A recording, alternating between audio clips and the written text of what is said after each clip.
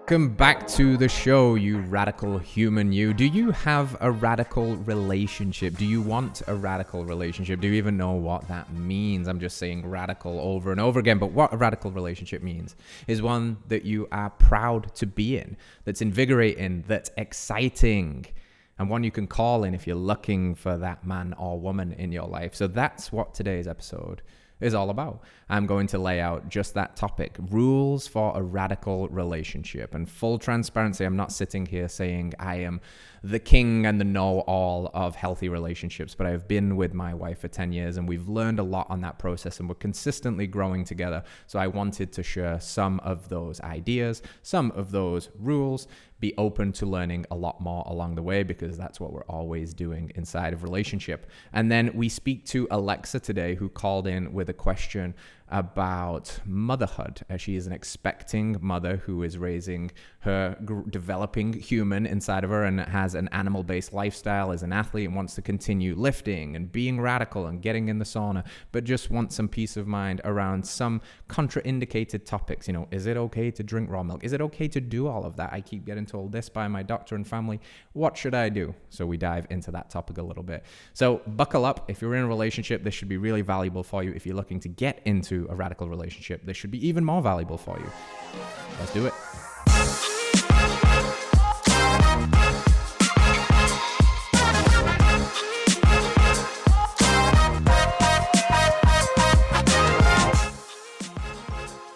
Hello friends, welcome back to the show. Today we're talking all about relationships, but not just any old relationships.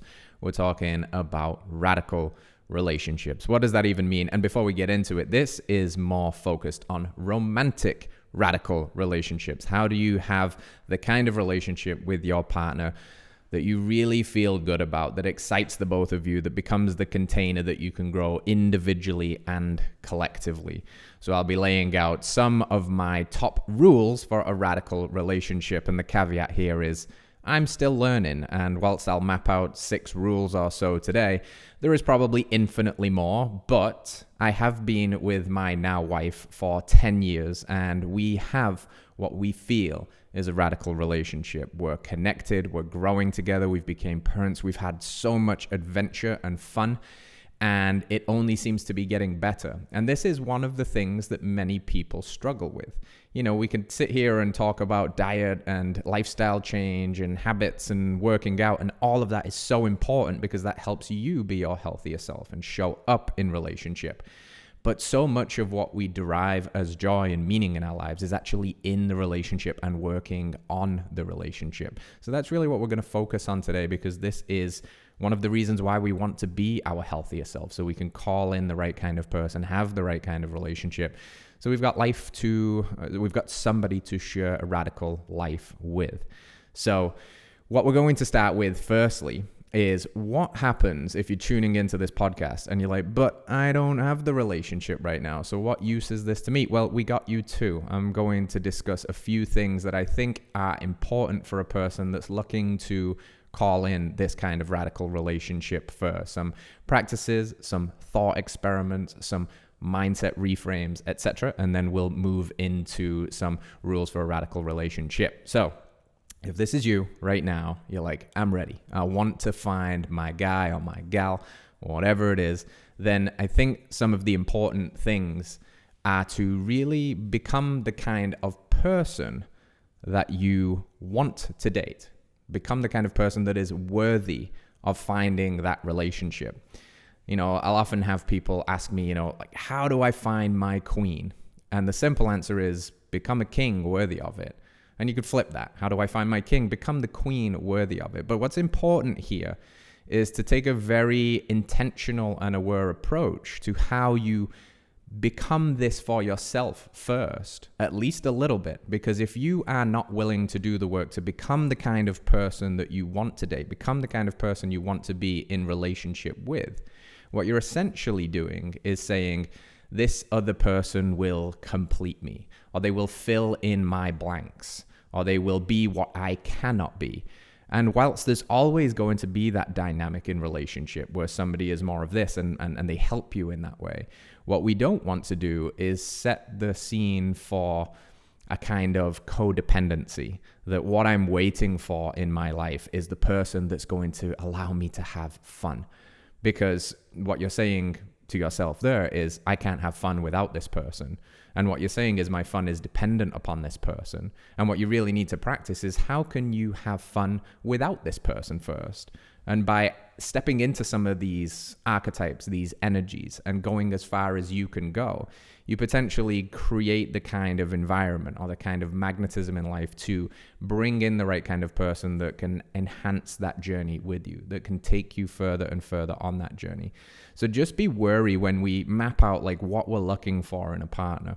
A lot of people, I want them to be whatever it is, funny or into fitness and da-da-da-da-da. Like, put all of that stuff down. I would encourage you to make a list of like character traits and values that you want to see in that person. And then take an honest look at that list and ask, well, am I embodying these? Am I doing this? Do I want the healthy, strong partner, but am I slacking off a little bit there? Or am I basically saying that, well, when I have that, I'll be able to do it and I'm waiting, or I'll be happy when I have this partner and denying myself that gift now? So there's an aspect of this that your kind of role of responsibility in this, if you will, is to think about what you're really consciously looking to create inside of a relationship and start to become it to the best of your ability.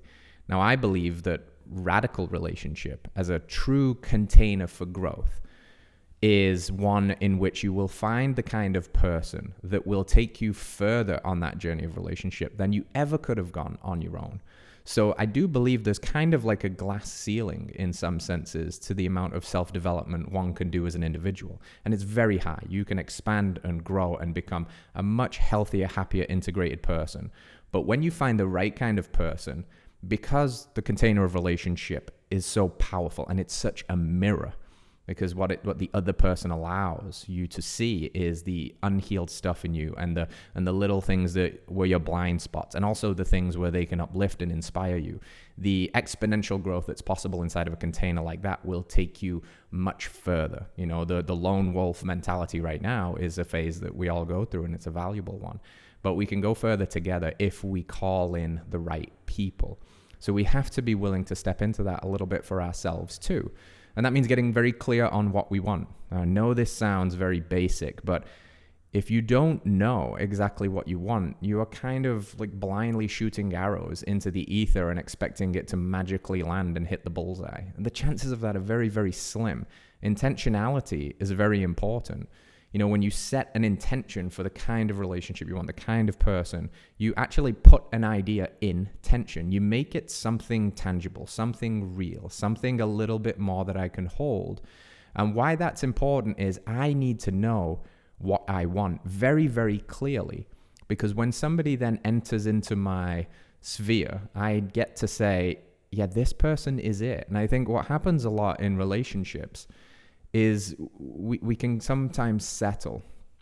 And I think if there's one area of your life you should never settle for just okay, where you should never sacrifice the great for the good, is in relationships. Because whatever things you ignore early on are going to magnify with time. If there's a little crack early on and you choose to ignore it because they say love is blind, which is a bunch of nonsense. Love is not blind. Love is truth. Love is as clear as anything. Lust can be blind. Being with people can get us all in our feels, and it can reveal things that, keep getting us stuck. But if we ignore those, they will magnify with time. So we have to be crystal clear on what we want. We have to be very, very clear on what we want from a partner. We also have to be willing to do our part to be a person worthy of receiving that and worthy of being that too. So if it's not a heck yeah with a relationship, then it's probably a hell no, right? Like, relationships got to be a full embodied, like, heck yeah, this is it. And if it's not that, then you shouldn't ignore when the body speaks for what the mind thinks, right? When your body's giving you these little signals about, hey, there's a bit of a red flag here, and your mind is, just shut up, he's cute, or I like what he does, or whatever, or I like what she does, and she's funny, and that's okay, I'll settle. I'm getting too old. I got to find someone. My biological clock is ticking. My parents are pressuring me. So you settle. It's not that can't work, because relationships can become the work and you can heal and grow together. But relationships shouldn't be all work. And this is where I think people make the mistake. We always hear these adages that, relationships are really hard work and you got to work at it every day and you've got to choose to love the person, and et cetera, et cetera. And whilst there's some truth in that, if your relationship is constant work and you feel like you are fighting the biggest uphill battle, then the harsh reality is that person might not be the person for you. And everything can be healed and saved. But if the gap is so wide that it becomes such a problem, and maybe what we want to do when we're finding this partner, calling this partner in, is minimize that, right? Instead of being reactive 10 years down the line and having all feelings get hurt, what if we were proactive about finding the partner right now? And you know what? The sucky part about that is sometimes it's gonna mean it can sometimes take a lot of time. And it can sometimes make you have to say no to the things that are not a heck yeah. And what you want right now, like I would love that relationship right now, might be a year away, might be 6 years away, might be a month away, might be 6 days away. You don't know, but you have to make sure that when you enter in consciously to a relationship and you see a relationship as this vehicle for transformation, where you get to expand as an individual, two individuals, and also expand the container of relationship itself, to use that as the vehicle, to use that as the mirror, to keep doing your own work and getting better and holding each other accountable to growth. That's the kind of relationship everybody wants and everybody deserves. So if you're in your singleton era right now and you're doing the whole dating pool and stuff, just think about some of those things, and try to really find your radical life partner, because it's one of the best things that you can experience in life if you experience the gift that is that. But it's got to be very intentional, like all things in life. So let's now focus on what to do if you are in relationship, or you've been in relationship, or you fast forwarded now and 6 months from now you're in the best relationship of your life and you want to keep that momentum going and you want to keep growing. So again, I've highlighted 6 rules of my reflection of being with my wife for over a decade, married for 7, becoming parents, lots of trials and tribulations along the way, lots of lessons, lots of growth, and lots more to come. It'd be foolish for me to sit here and say, I know all the things about relationship, because I absolutely don't. But I do know what's worked for us, and I do know what is helping us stay connected and grow together. And with time, you'll usually have some setbacks and failures. So a lot of what I say today is what we've worked through, what we continue to work through. And I'm also completely open to the possibility that there are many, many more lessons along the way. So let's get right into it, shall we? My first rule for a radical relationship is don't sweep things under the rug. A lot of people in relationship will choose to forego the little thing that they're feeling a little bit triggered about because it's not worth the hassle. Or that's what they'll tell themselves. You know what? It's not worth the fight. It's not worth the difficult conversation right now. When the truth is, little things done every day are not little things. Little by little, a little adds up to a lot. And these little wounds, like death by 1,000 paper cuts that you ignore because you're telling yourself it's not that big of a deal, is actually a massive deal. In relationship, the little things are the big things, and you need to treat them that way. And what you sweep under the rug today is only gathering dust and getting bigger tomorrow. And you keep sweeping things under the rug for years, it's big, and it's that big elephant in the room, and it's becoming the wedge in the relationship just because nobody initiated the conversation that needs to happen, right? And you can't blame people for that a lot of the time. It's not something we were taught very well. It's, nobody's a master of communication. We have to learn this. Unfortunately, life, we can learn it. Sports, we can learn it. If we seek it out, we can learn it. But most people are not taught or modeled what healthy communication looks like, which is another one of these rules, moving into number 2, which is to communicate your needs. Communicate your needs and meet your partner's needs. Now, this sounds as cliche as anything when it comes to relationship advice, right? Communication is key. Of course it is. We know this. But it's true. almost all of the problems in your life, whether it's your romantic relationships, your friend relationships, or your relationship to the world, because everything is relational, your conversations with yourself, your relationship to your body, etc., is all about quality communication. I think the better quality questions you ask in life, the better quality results you get, or at least the answers. Now, what you do with the answers is up to you. Right? You've got to actually do something with that information, but you'll never find the good answers if you're not asking good questions. So communication with your partner is massively important because you have to put everything on the table.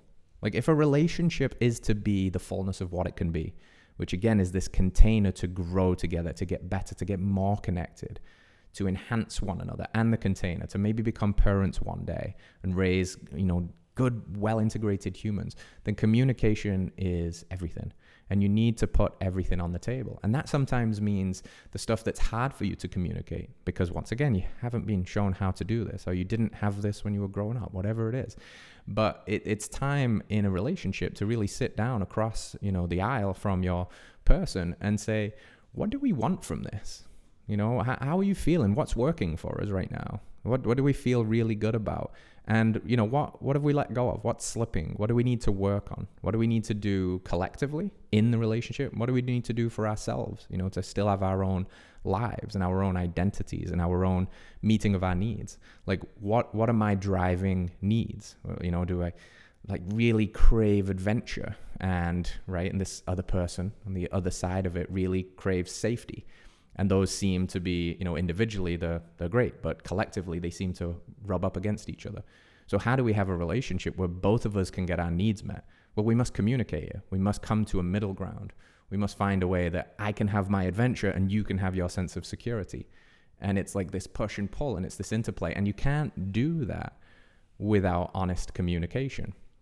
Because the biggest mistake potentially that you can make in life is to get upset at somebody not doing something that you didn't communicate clearly that you wanted them to do.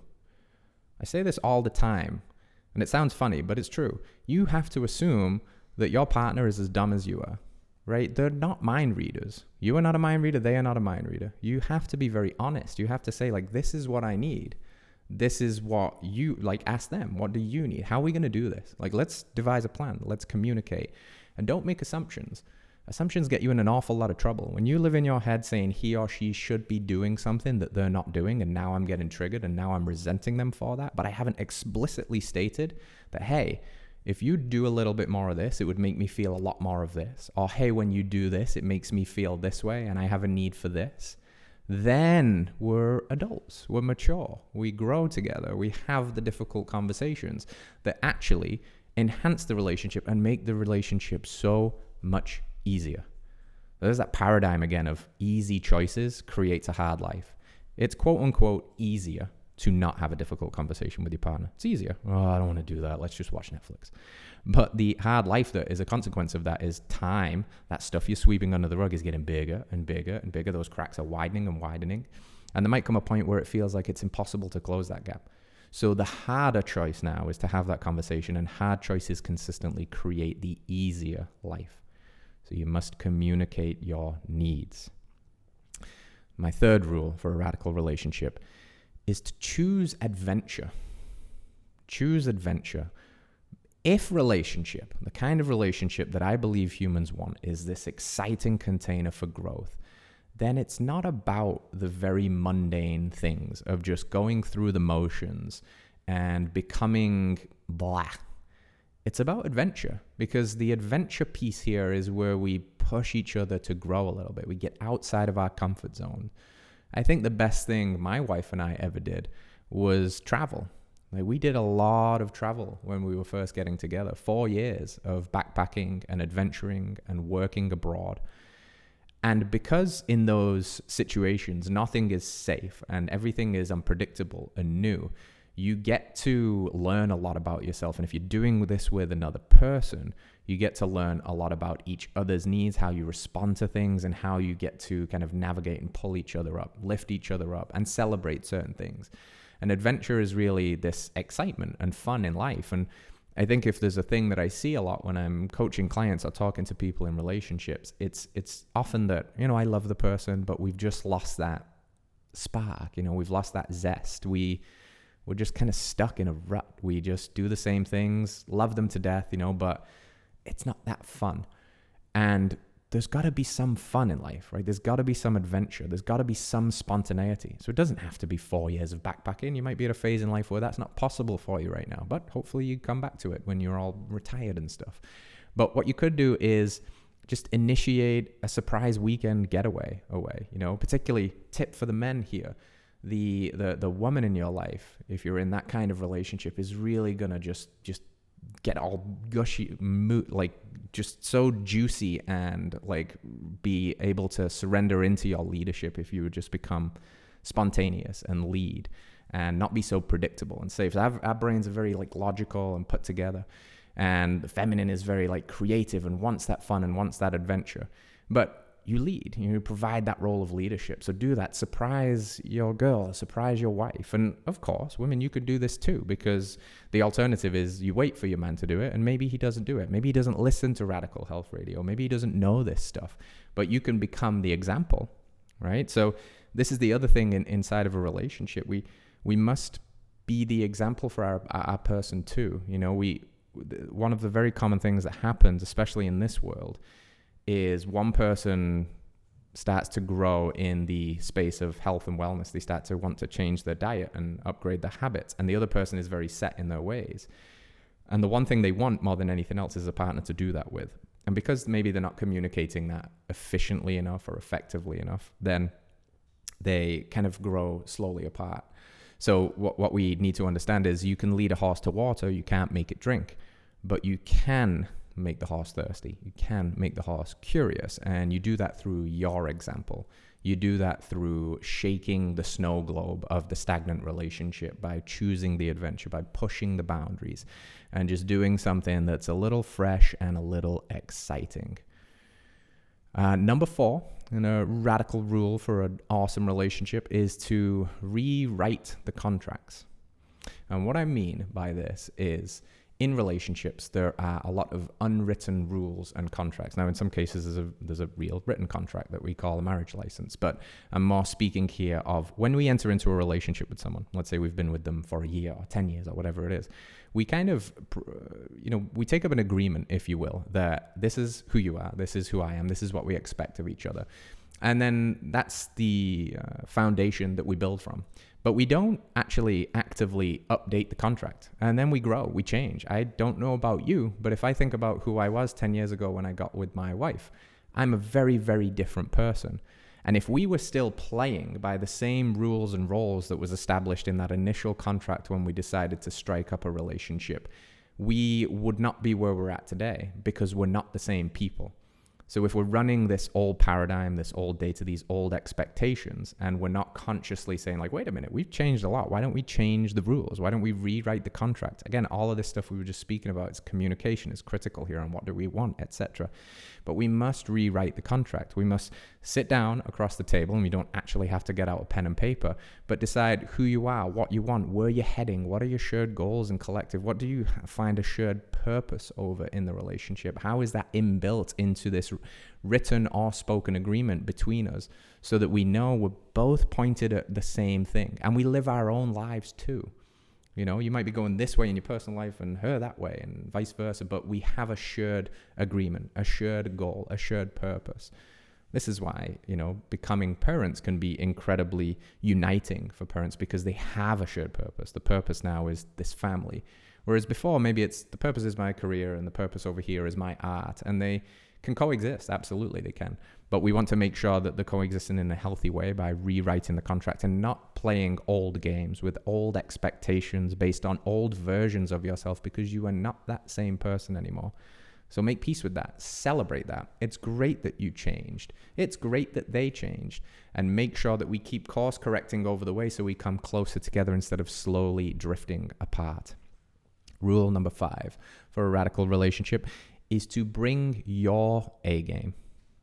And what I mean by this is, you are the only person responsible for your 50% of the relationship.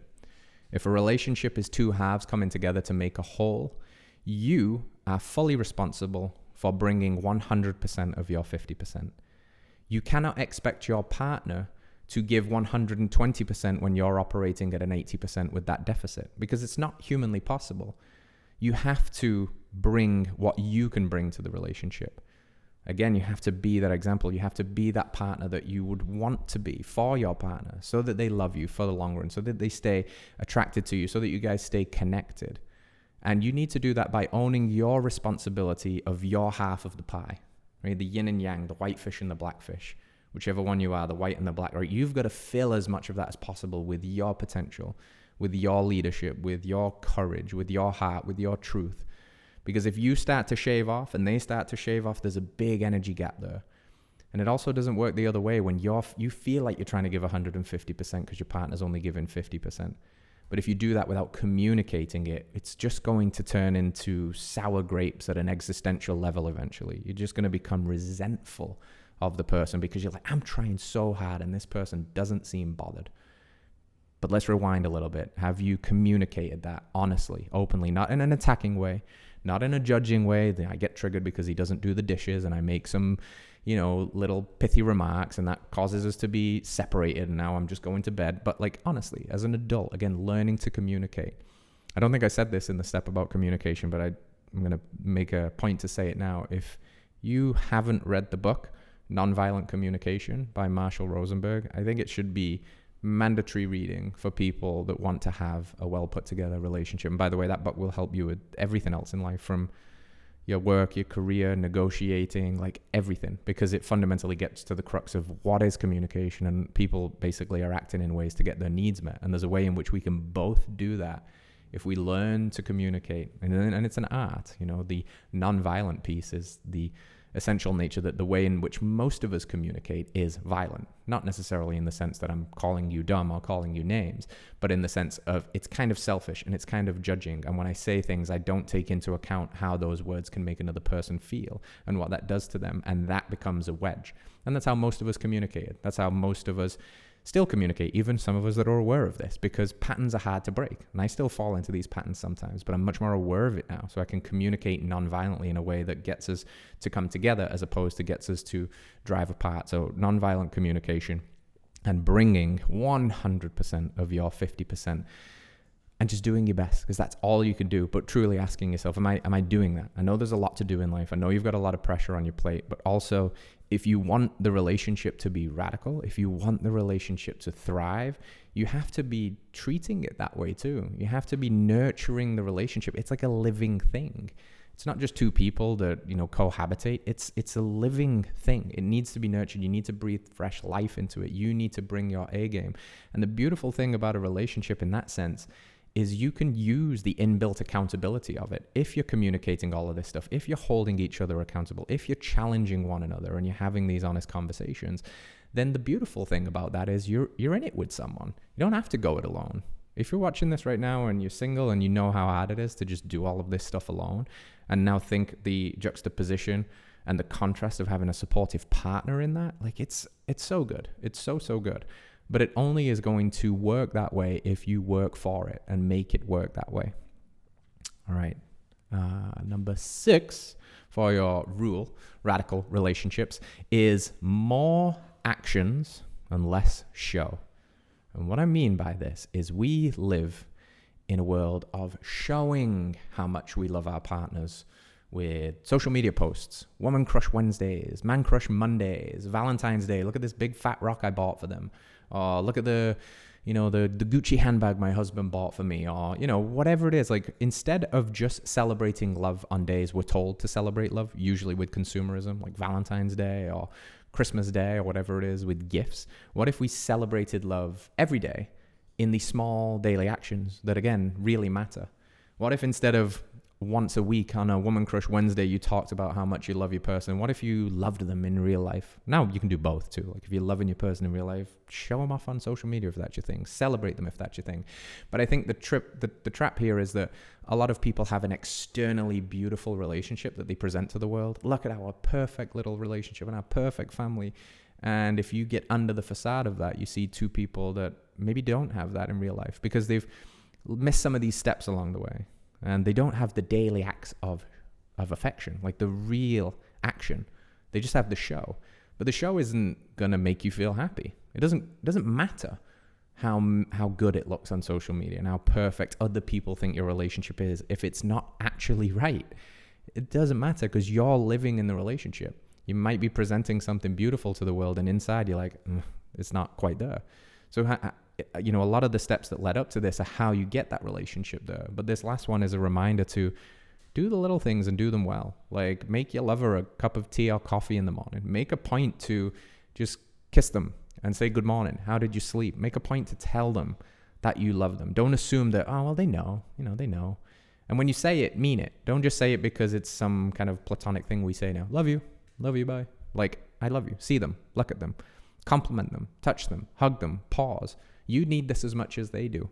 And sometimes they need it more. And sometimes the responsibility in relationship is that you've got to be the one that does that, because that's their needs. That's their love language, whatever it is. So a lot of this stuff is challenging. It's really challenging. Potentially some of the most confronting work as a human is relationship, like a conscious relationship. Because again, it is that mirror. It does show us like, oh wow, I have a really hard time with that. And I was unaware of that before. And now because I have a hard time with it, the awareness doesn't just wave a magic wand and fix it. Now I've got to do the work. Now I've got to figure out why it's hard for me to communicate my needs, why it's hard for me to share, why it's hard for me to be vulnerable. And then we look back and it's like, well, of course, because when I did that in the past, I was hurt for it. I've had my heart broken. My last partner was abusive, whatever it is. So you've got this element now of being a human, the brain, the predict and protect machine. It's trying to protect you from that thing that happened in the past by trying to predict the future, by making sure that the only way it can predict the future is you doing the same things you've always done. And then you get what you've always got.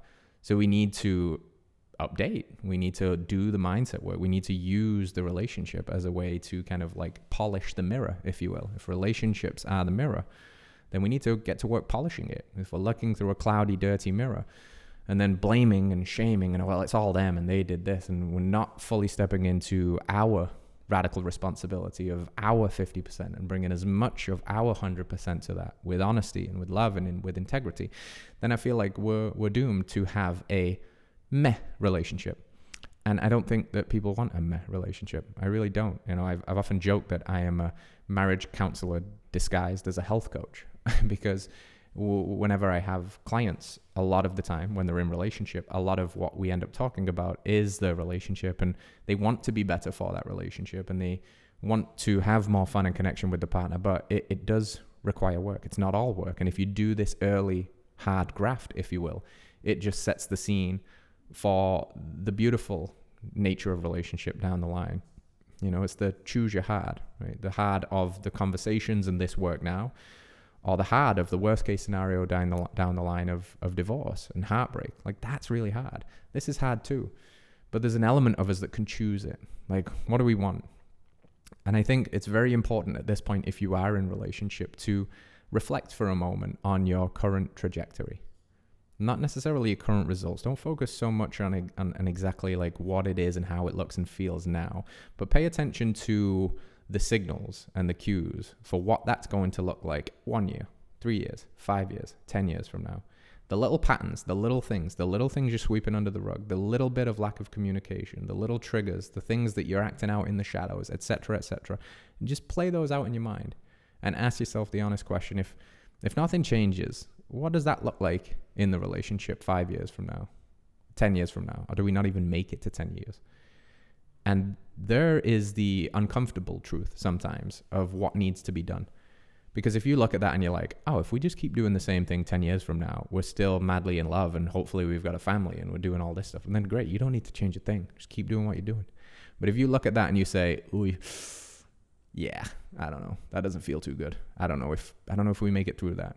I don't know that the fact that I don't like him or her that much when she does this now, I'm going to be able to stand that in another few years. But we can get ahead of that. We don't need to wait. We don't need to wait to be reactive. We don't need to wait for disaster to then see if we can pick up the pieces and put it back together. We can be proactive. We can be solutions oriented now instead of then. Nobody regrets starting sooner in pretty much everything in life. Health, movement, etc. Nobody regrets starting sooner. nobody would regret working on the relationship sooner either, because it's the thing that is so valuable and so required in a sense. So like I said, these are just some of my reflections on a relationship that is not perfect. I don't think the perfect relationship exists. If it does, maybe you should be sitting down here and having this conversation. And all of the experts and all the people that talk about this talk about that too. It's still hard. Even if you know all of this, even if you're doing all of this, it's still hard, because it's hard. It's hard being a human sometimes. But maybe it could be less hard than we make it. And maybe it doesn't need to be all hard. And maybe it can be fun and enjoyable too.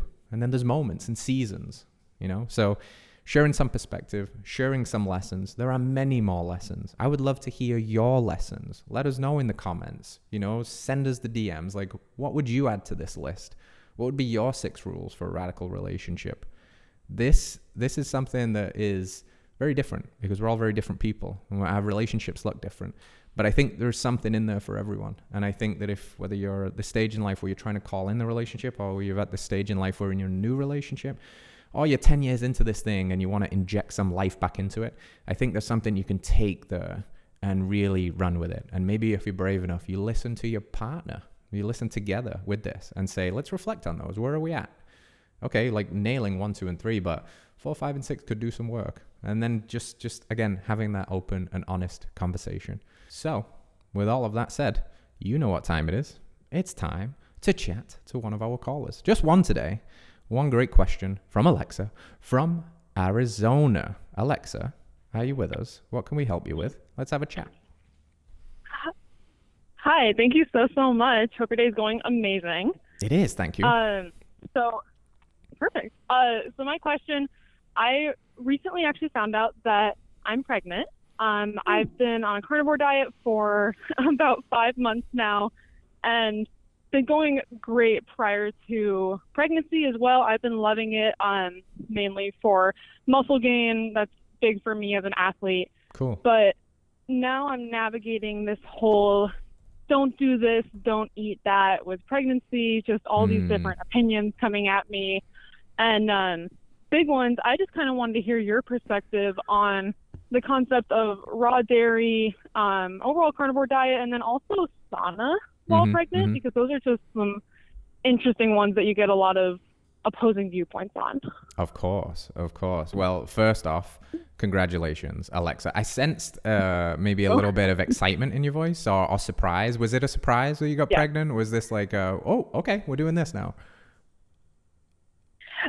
It was honestly unplanned, but there's a lot of excitement to it just as much. So excellent. It's exciting getting to navigate something new. It is. It's very exciting. I've been there. It's kind of terrifying at the same time. And I'd love the way you're approaching this in a very intentional way. And you're clearly clued up about your health and stuff. So let's unpack some of this question here. And obviously, we got to do the disclaimer, not a medical doctor, et cetera, et cetera. But what I can say is, my wife we have a 3.5-year-old son, and my wife is currently pregnant, and we practice an animal-based lifestyle. So I can share from my perspective and from the many, many bits of anecdata within this community what other people do, whilst obviously not having this be prescriptive. So the one thing I will say is you are dead on when you say that you are going to meet a lot of resistance for choosing to kind of forge your own path in terms of how you choose to be pregnant, how you choose to eat. And it will continue, with pregnancy and with childbirth. It's very interesting because all of a sudden everybody's an expert and everybody knows, when the reality is nobody's an expert and very few people actually know. And the one thing I always like to think in this realm of being a parent is that there are no perfect solutions. There are only trade-offs. And what that means is everybody is different. Everybody's life is different and their needs are different. And the way they choose to do this is it's not perfect for everyone. It's a trade-off. When you do one thing, you have the open loop of not doing the other thing, and et cetera, et cetera. So I just want to see you and acknowledge you for that, because it can be really... it can be lonely sometimes, especially if family have differing opinions, the people that are close to you. But ultimately what it's got to come down to at the end of the day is that you do the thing that you feel is right for you, and you feel is right for this baby that you're nurturing, and you feel is most aligned with your values. So back into the nitty gritty, if you will, I will say that my wife drinks a ton of raw dairy and eats a ton of raw cheese. Now, we kind of understand the standard narrative around a lot of this dietary advice when it comes to pregnancy in particular. And one of the things I often like to reflect on is if you've been carnivore and in this world for a while, you probably realize that the standard nutritional advice, not pregnancy for a minute, but just the standard, like the SAD diet, standard American diet, etc., you see that dietary advice is pretty much trash and junk. So why would the standard advice for prenatal nutrition and, childbirthing nutrition, etc., why would that be any different if they're kind of factored by the same institutions? And that's not to say throw all the baby out with the bathwater. It's not to say ignore everything that they say. It's to say to do your own research, of course, and to take everything with a grain of salt, because if you look at the foods they tell you not to eat, you kind of go, wait a minute, they don't want you eating like much of the most nutrient dense foods on the planet. We're talking about the fearmongering around raw dairy. We're talking about ideally not eating steak, and if you do, you have to like cook it into oblivion. No like raw fish and sashimi.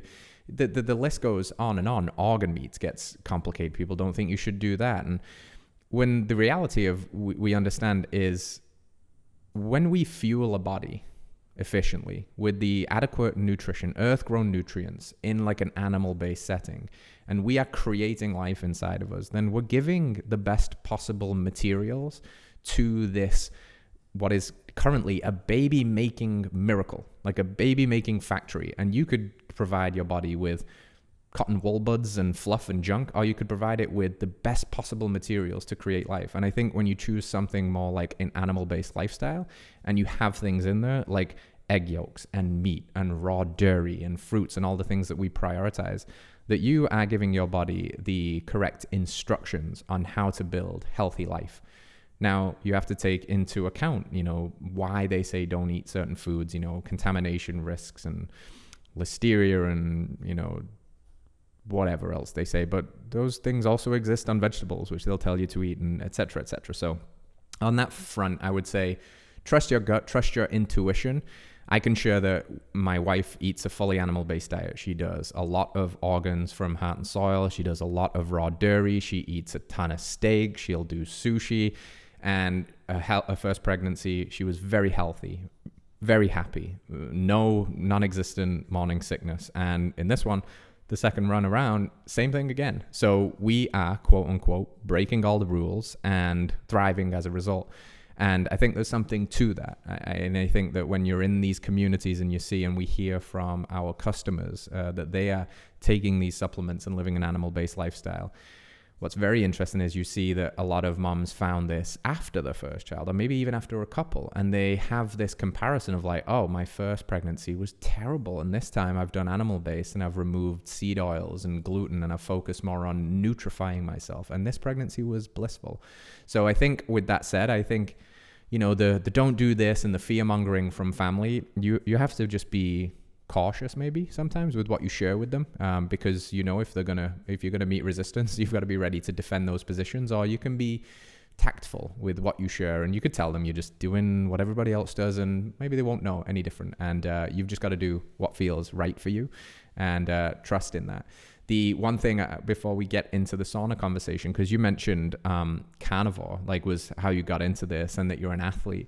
I'm curious now, being pregnant, are you modifying that? Are you adding in more carbohydrates? Because it does appear that the body's needs for carbohydrates and some good healthy glucose goes up during pregnancy. So I'm just curious how you're evolving from maybe where you were at before pregnancy to now. For sure. So started pre-pregnancy pretty much fully carnivore. I would say like 90 to 10% carnivore. So pretty much sticking to that. But then I've started to add in more of the fruits, less the rice, potatoes, things like that, just because I wanted something a little more nutrient dense than just like a starch. Yeah. So decided to add the fruits in. Still not a super amount, just enough through maybe like a shake in the morning or something like that, just to be an addition, and also for taste, of course. So that's all I've really transitioned to. That with a little bit, I started with A2 dairy. That's why I asked about the raw dairy aspect. But again, that's kind of all I've been sticking to. Still trying to maintain the carnivore diet, which is a little bit of leniency into animal-based, but body's been feeling great. Good, good. And I think, look, the biggest point you just made in all of that is I feel good. And if you contrast that to how most women, you know, report being pregnant, which is like it's misery and morning sickness and I have no energy. So you're clearly doing something right. And I think adding in, you know, the raw dairy and the fruits is a huge step in the right direction. And, you know, as pregnancy evolves, it's a long process. You're probably realizing that now. You're like, oh, okay, I'm pregnant for a long time, and things change and cravings change and needs change. And what starts out maybe being low carbohydrate turns into more moderate from those foods again. You know, you don't necessarily have to start eating whole grain, this, that, and the other, and carb loading by any means, but just maybe your body craves a little bit more of this. And it's very interesting. If you look at a book called Real Food for Pregnancy by Lily Nichols, she has some really cool research in there all about more of a paleo-ish / animal-based approach to nutrifying oneself for healthy fetal development and pregnancy and all of that fun stuff. And she highlights some cool research that the body's more insulin sensitive during pregnancy, and she maps out some suggestions for carb ranges and things like that. But at the same time, doesn't take a dogmatic approach that each person needs X amount. It's how you're feeling. Are you growing healthily, you're feeling good, and you're, you know, still able to live a life that you enjoy, which is another part of this question, you know, being an athlete, moving around. And that was kind of one of your questions, right? How do I still train? Is it safe to train? Is it safe to do the other things I like in the sauna? So again, not medical advice and all of that stuff, but the training one is much easier to answer. It's pretty well bore out in the literature. There's a lot of studies about this. If you type in, you know, resistance training or aerobic training or sauna, you know, plus pregnancy, and you do NCBI to search on PubMed or something like that, you'll get tons of results. And the reoccurring theme is it's pretty safely bore out in the literature that you can exercise at a pretty high intensity for anywhere from 20 to 30 minutes without causing any significant problems, you know, to fetal development or whatever else might manifest there. And I think strength training, of course, is actually training for labor.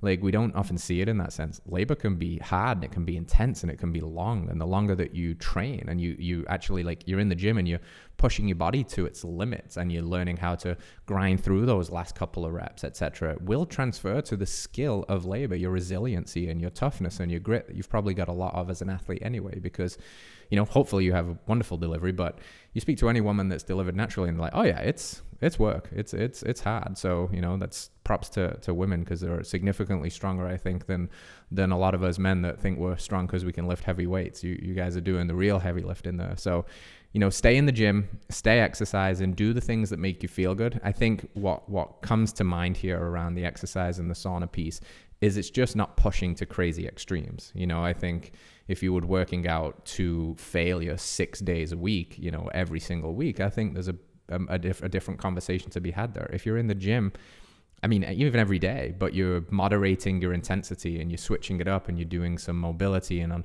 3 days a week, you're resistance training, and, you know, other days you're doing some Tabata sprints or something that gets your heart rate up, that it's pretty bore out in the literature that it's totally fine to do that upwards to like 90% of you know, max heart rate. So, or max working heart rate for periods of time. So I think you're good there. On the sauna thing, it gets a little more interesting. You know, I was trying to look and see if I could pull some like hard facts and numbers for you here, but it's kind of split. The consensus seems to be that it's totally fine as long as you're not boiling the egg for a long time. You know, periods of time up to 20 minutes seem to be widely regarded as safe.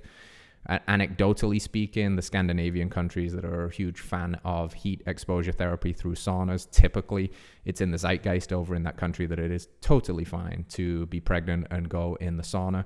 Obviously, women take hot baths, which also increases the temperature, but the relative increase in the core temperature at durations of like 10 to 20 minute sessions is not enough to cause excessive rising of the core temperature that could potentially, you know, be problematic to the developing fetus. So I think it's, again, if you like the sauna and it's a place for you to chill and breathe, and it's not super extreme. And I think, again, there's a lot of scope with saunas, right? Is it 165 degree infrared sauna, or is it a 230 degree barrel sauna?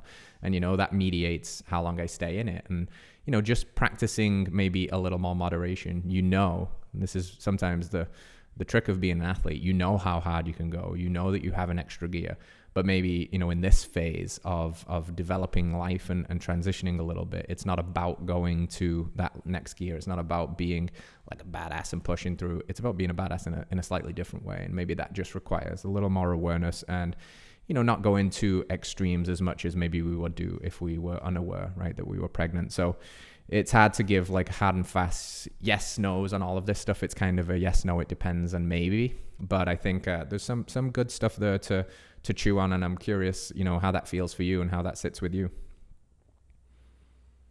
Yeah, I mean, all greatly appreciated.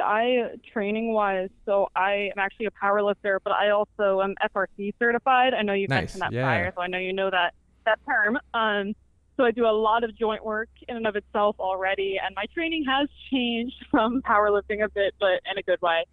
So body's been adjusting very well, diet-wise, movement-wise. The sauna one I was mainly curious about because you hear all about the rising temperature side of it. So that was more perspective-based that I was curious on. But feel good about all that info you gave me. It's very reassuring from your personal experience and then just overall accounts of carnivore and animal-based diets. Yeah. So, yeah.